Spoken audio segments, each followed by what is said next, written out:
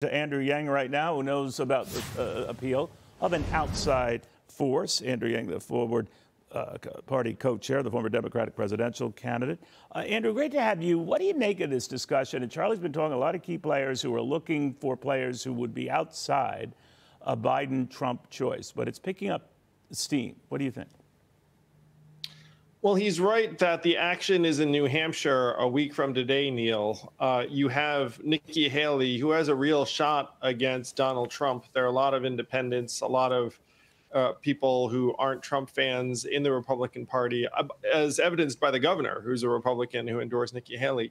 And then on the other side, you have Dean Phillips, who is at 28% in New Hampshire as of today. Bill Ackman just put $1 million behind him.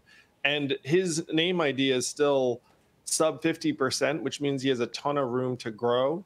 I'm someone who would love to upgrade from a Biden-Trump rematch. Dean Phillips is our best shot at doing so on the Democratic side, and Nikki Haley on the Republican side. I actually think Dean has a better chance because Joe Biden will be a write-in in New Hampshire, and that's probably going to depress his vote.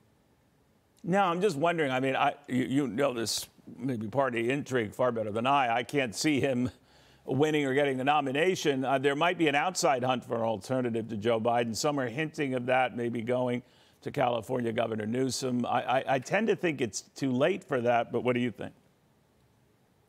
Well, there haven't been any delegates assigned, so it's hard to say it's too late. I mean, there's not a single Democratic vote cast, not a single delegate chosen, and so if the party starts to realize, you know what? And by the way, if you look at the numbers, you can see that Joe Biden will probably lose to Trump. He's down in the majority of the swing states. He's got, let's call it a 38% approval rating.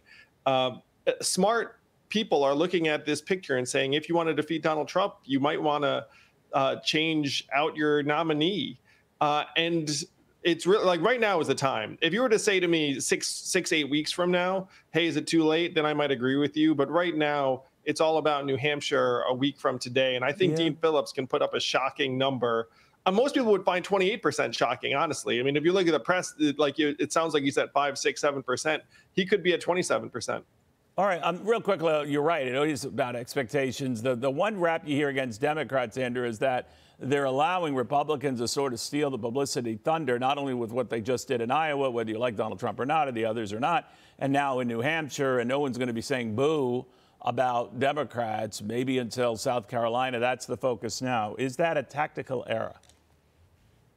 It really is, Neil. You're talking about hundreds of millions of dollars worth of free media, spotlight on your party.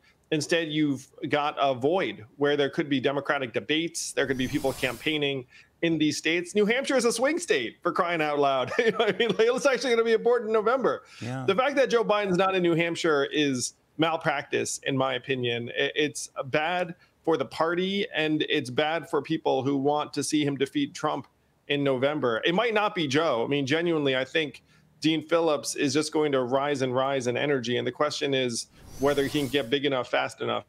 All right. Well, you're one of the few people saying that, so we'll follow it closely. Andrew, it's always good catching up with you. Thank you very much. You too, Neil. Next week, it's the day. All right. We'll watch. Andrew Yang following that on the Democratic side.